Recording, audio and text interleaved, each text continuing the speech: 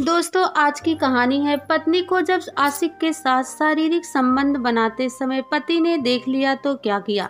कहानी अगर पसंद आए तो वीडियो को लाइक और सब्सक्राइब जरूर करना। बेटर को कॉफी लाने का ऑर्डर देने के बाद सुमित ने अंकिता से अचानक पूछा, मेरे साथ 3 से 4 दिन के लिए मनाली घूमने चलोगी? तुम पहले कभी मनाली गए हो? नहीं तो उस खूबसूरत जगह पहली बार अपनी पत्नी के साथ जाना। तब तो तुम ही मेरी पत्नी बनने को राजी हो जाओ, क्योंकि मैं वहाँ तुम्हारे साथ ही जाना चाहता हूँ। यार, एकदम से जज्बाती होकर शादी करने का फैसला किसी को नहीं करना चाहिए। सुमित उसका हाथ पकड़कर उत्साहित लहजे में बोला, देखो, तुम्हारा साथ मुझे इतनी खुशी देती है कि वक्त के गुजरने का पता ही नहीं चलता। यह गारंटी मेरी रही कि हम शादी करके बहुत खुश रहेंगे।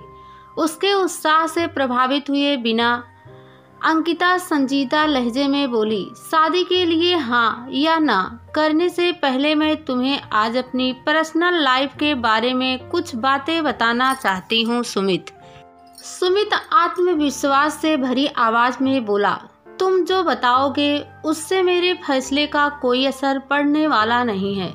फिर भी तुम मेरी बात सुनो। जब मैं 15 साल की थी तब मेरे मम्मी पापा के बीच तलाक हो गया था। दोनों के स्वभाव में जमीन आसमान का अंतर होने के कारण उनके बीच रात दिन झगड़े होते थे। तलाक के 2 साल बाद पापा ने दूसरी शादी कर ली। ढेर सारी दौलत कमाने की इच्छुक मेरी माँ ने अपनी ब्यूटी पार्लर खोल लिया। आज वह इतनी अमीर हो गई हैं कि समाज की परवाह किए बिना हर 2 से 3 साल बाद अपना प्रेमी बदल लेती हैं। हमारे जानकार लोग उन दोनों को इज्जत की नज़रों से नहीं देखते हैं। अंकिता उसकी प्रतिक्रिया जानने के लिए रुकी हुई है। यह देखकर सुमित ने गंभीर लहजे में जवाब दिया, मैं मानता हूँ कि हर इंसान को अपने हिसाब से अपनी जिंदगी के फैसले करने का अधिकार होना ही चाहिए। तलाक लेने के बजाय रात दिन लड़कर अपनी अपनी जिंदगी बर्बाद करने का भी तो उन दोनों के लिए कोई औचित्य नहीं है। खुश रहने के लिए उन्होंने जो रास्ता चुना वह सबको स्वीकार करना चाहिए। क्या तुम सचमुच ऐसी सोच रखते हो या मुझे खुश करने के लिए ऐसा बोल रहे हो? झूठ बोलना मेरी आदत नहीं है अंकिता। गुड, तो फिर शादी की बात आगे बढ़ाते हुए कॉफ़ी पीने के बाद मैं तुम्हें अपनी मम्मी से मिलाने ले चलती हूँ। मैं उन्हें इंटरव्यू देने के लिए बिल्कुल तैयार हूँ। सुमित बोला तो उसकी आंखों में उभरे प्रशंसा के भाव पढ़कर अंकिता खुद को मुस्कुराने से नहीं रोक पाई। आधे घंटे बाद अंकिता सुमित को लेकर अपनी माँ सीमा के ब्यूटी पार्लर में पहुँच गई। आकर्षण व्यक्तित्व वाली सीमा सुमित से गले लगकर मिली और पूछा, क्या तुम इस बात से हैरान नजर आ रहे हो कि हम माँ बेटी की शक्लें आपस में बहुत मिलती हैं? आपने मेरी हैरानी का बिल्कुल ठीक कारण ढूंढा है। सुमित ने मुस्कुराते हुए जवाब दिया, हम दोनों की अक्ल भी एक ही ढंग से काम करती है। वह कैसे? हम दोनों ही जियो और जीने दो कि सिद्धांत में विश्वास रखती है। उन लोगों से संबंध रखना हमें बिल्कुल पसंद नहीं, जो हमारी जिंदगी में टेंशन पैदा करने की फिराक में रहते हो। मम्मी, अब सुमित से भी इसके बारे में कुछ पूछ लो, क्योंकि यह मुझसे शादी करना चाहता है। अंकिता ने अपनी बातूनी माँ को टोकना उचित समझा था। Really this is good news. Seema ने एक बार फिर सुमित को गले से लगाकर खुश रहने का आशीर्वाद दिया और फिर अपनी बेटी से पूछा, क्या तुमने सुमित को अपने पापा से मिलवाया है? अभी नहीं। सीमा मुड़कर फौरन सुमित को समझाने लगी, जब तुम इसके पापा से मिलो तो उनके बेढंगे सवाल का बुरा मत मानना। उन्हें गरीब लोगों की जिंदगी में अनावश्यक हस्तक्षेप करने की गंदी आदत है, क्योंकि वह समझते हैं कि उनसे ज़्यादा समझदार कोई और हो ही नहीं सकता। मॉम, सुमित यहाँ आपकी शिकायतें सुनने नहीं आया है। आप उसके बारे में कोई सवाल क्यों नहीं पूछ रही हैं? अंकिता ने एक बार फिर अपनी माँ को विषय परिवर्तन करने की सलाह दी। ओके माय डियर सुमित, मुझे तो तुमसे एक ही सवाल पूछना है। क्या तुम अंकिता के लिए अच्छे और विश्वसनीय जीवन साथी साबित होंगे? मुझे पूरा विश्वास है कि शादी के बाद हम बहुत खुश रहेंगे, सुमित ने बेझिझक जवाब दिया। मैं नहीं चाहती कि अंकिता मेरी तरह जीवन साथी का चुनाव करने में गलती करे। मेरी सलाह तो यही है कि तुम दोनों शादी करने का फैसला जल्दबाजी में मत करना। एक दूसरे को अच्छी तरह से समझने के बाद अगर तुम दोनों शादी करने का फैसला करते हो तो सुखी विवाहित जीवन के लिए मेरा आशीर्वाद तुम दोनों को जरूर मिलेगा। थैंक यू आंटी, मैं तो बस अंकिता की हाँ का इंतजार कर रहा हूँ। गुड, प्लीज डोंट माइंड, पर इस वक्त मैं जरा जल्दी में हूँ। मैंने एक खास क्लाइंट को उसकी ब्राइडल मेकअप करने के लिए अपॉइंटमेंट दे रखा है। तुम दोनों से फुर्सत से मिलने का कार्यक्रम मैं जल्दी बनाती हूँ। सीमा ने बारी बारी दोनों को प्यार से गले लगाया और फिर तेज चाल से चलती हुई पार्लर के अंदरूनी हिस्से में चली गई।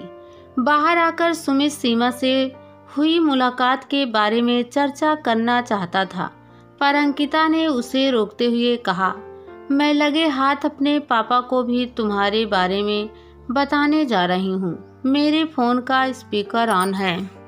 हमारे बीच कैसे संबंध है यह समझने के लिए तुम हमारी बातें ध्यान से सुनो प्लीज। अंकिता ने अपने पापा को सुमित का परिचय देने के बाद जब उसके साथ शादी करने की इच्छा के बारे में बताया तो उन्होंने गंभीर लहजे में कहा, तुम सुमित को कल शाम घर ले आओ। जरा सोच समझकर हमें घर आने का न्योता दो। पापा, आप मेरी जिंदगी में दिलचस्पी ले रहे हैं। यह देखकर आपकी दूसरी वाइफ नाराज तो नहीं होगी ना?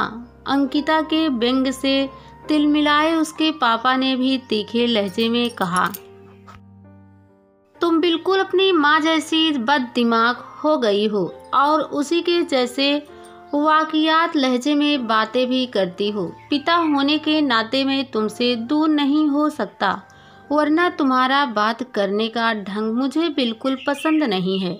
आप दूर जाने की बात मत करिए, क्योंकि आपकी सेकंड वाइफ ने आपको मुझसे पहले ही बहुत दूर कर दिया है। देखो, यह चेतावनी मैं तुम्हें अभी दे रहा हूँ कि कल शाम तुम उसके साथ तमीज से पेश। मैं कल आपके घर नहीं आ रही हूँ। सुमित को किसी और दिन आपके ऑफिस ले आऊंगी। तुम बहुत ज़्यादा जिद्दी और बददिमाग होती जा रही हो। थैंक यू एंड बाय पापा। चिढ़े अंदाज में ऐसा कहकर अंकिता ने फोन काट दिया था। अपने मूड को ठीक करने के लिए अंकिता ने पहले कुछ गहरी सांसें ली और फिर सुमित से पूछा, अब बताओ कि तुम्हें मेरे माता पिता कैसे लगे? क्या राय बनाई है तुमने उन दोनों के बारे में? अंकिता, मुझे उन दोनों के बारे में कोई भी राय बनाने की जरूरत महसूस नहीं हो रही है। तुम्हें उनसे जुड़कर रहना ही है और मैं उनके साथ हमेशा इज्जत से पेश आता रहूंगा। सुमित ने उसे अपनी राय बता दी। उसका जवाब सुन अंकिता खुश होकर बोली, तुम तो शायद दुनिया के सबसे ज्यादा समझदार इंसान निकलोगे। मुझे विश्वास होने लगा है कि हम शादी करके खुश रह सकेंगे। पर क्या? पर फिर भी मैं चाहूंगी कि तुम अपना फाइनल जवाब मुझे कल दो। ओके, कल कब और कहाँ मिलोगी? कहने को बहुत सी बातें होगी, इसलिए नेहरू पार्क में मिलते हैं। ओके। अगले दिन रविवार को दोनों नेहरू पार्क में मिले। सुमित की आंखों में तनाव के भाव पढ़कर अंकिता ने मजाकिया लहजे में कहा, यार, इतनी ज़्यादा टेंशन लेने की ज़रूरत नहीं है। तुम मुझसे शादी नहीं कर सकते हो। अपना यह फैसला बताने से तुम घबराओ मत। उसके मजाक को नज़रअंदाज करते हुए सुमित गंभीर लहजे में बोला, कल रात को किसी लड़की ने मुझे फ़ोन कर राजीव के बारे में बताया है। यह तो उसने अच्छा काम किया, नहीं तो आज मैं खुद ही तुम्हें उसके बारे में बताने वाली थी। अंकिता ने बिना विचलित हुए जवाब दिया, क्या तुम उसके बहुत ज्यादा करीब थे? हाँ, तुम दोनों एक दूसरे से दूर क्यों हो गए? उसका दिल मुझसे भर गया। उसके जीवन में दूसरी लड़की आ गई थी। क्या तुम उसके साथ शिमला घूमने गई थी? हाँ। क्या तुम वहाँ उसके साथ एक ही कमरे में रुकी थी? उसकी आंखों में देखते हुए अंकिता ने दृढ़ लहजे में जवाब दिया, रुके तो हम अलग अलग कमरों में थे, पर मैंने 2 रातें उसके कमरे में ही गुजारी थी। उसका जवाब सुनकर सुमित को एकदम झटका लगा।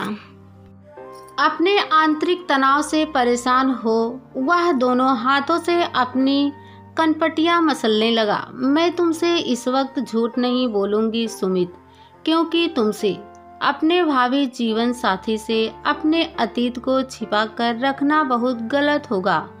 मेरी समझ में नहीं आ रहा है कि मैं क्या कहूँ।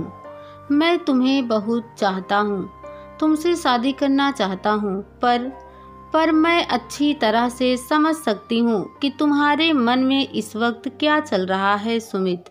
अच्छा यही रहेगा कि इस मामले में तुम पहले मेरी बात ध्यान से सुनो। मैं खुद नहीं चाहती हूँ कि तुम जल्दबाजी में मुझसे शादी करने का फैसला करो। बहुत दुखी और परेशान नजर आ रहे सुमित ने अपना सारा ध्यान अंकिता पर केंद्रित कर दिया। अंकिता ने उसकी आंखों में देखते हुए गंभीर लहजे में बोलना शुरू किया, राजीव मुझसे बहुत प्रेम करने का दम भरता था और मैं उसके ऊपर आंख मूंद कर विश्वास करती थी। इसलिए जब उसने जोर डाला तो मैं ना उसके साथ शिमला जाने से इनकार कर सकी और ना ही कमरे में रात गुजारने से। मैंने फैसला कर रखा है कि उस धोखेबाज इंसान को न पहचान पाने की अपनी गलती के लिए घुट-घुट कर जीने की सजा खुद को बिल्कुल नहीं दूंगी। अब तुम ही बताओ कि मुझे क्या करना चाहिए। क्या मैं आजीवन अपराध बोध का शिकार बनकर जीऊं? तुम्हारे प्रेम का जवाब प्रेम से ना दूं? तुमसे शादी हो जाए तो हमेशा डरती कांपती रहूं कि कहीं से राजीव और मेरे अतीत के नज़दीकी रिश्ते के बारे में तुम्हें पता ना लग जाए। मैं चाहती हूँ कि तुम भावुक होकर शादी के लिए हाँ मत करो। तुम्हें राजीव के बारे में पता है, मेरे माता पिता के तलाक, उनकी जीवन शैली और उनके मेरे तनाव भरे रिश्तों की जानकारी अब तुम्हें है। इस सब बातों को जानकर तुम्हारे मन में मेरी इज्जत कम हो गई होगी या मेरी छवि बिगड़ गई हो तो मेरे साथ 7 फेरे लेने का फैसला बदल दो। अंकिता की सारी बातें सुनकर सुमित जब खामोश बैठा रहा तो अंकिता उठकर खड़ी हो गई और बुझे स्वर में बोली, तुम अपना फाइनल फैसला मुझे बाद में फोन करके बता देना। अभी मैं चलती हूँ। पार्क के गेट की तरफ बढ़ रही अंकिता को जब सुमित ने पीछे से आवाज देकर नहीं रोका तो उसके तन मन में अजीब सी उदासी और मायूसी भरती चली गई थी। आंखों से बह रही अविरल असुर धारा को रोकने की नाकाम कोशिश करते हुए जब वह ऑटो रिक्शा में बैठने जा रही थी तभी सुमित ने पीछे से आकर उसका हाथ पकड़ लिया। उसकी फूली सांसें बता रही थी कि वह दौड़ते हुए वहां पहुंचा था। तुम्हें मैं इतनी आसानी से जिंदगी से दूर नहीं होने दूंगा। मैडम, सुमित ने उसका हाथ थामकर भावुक लहजे में अपने दिल की बात कही।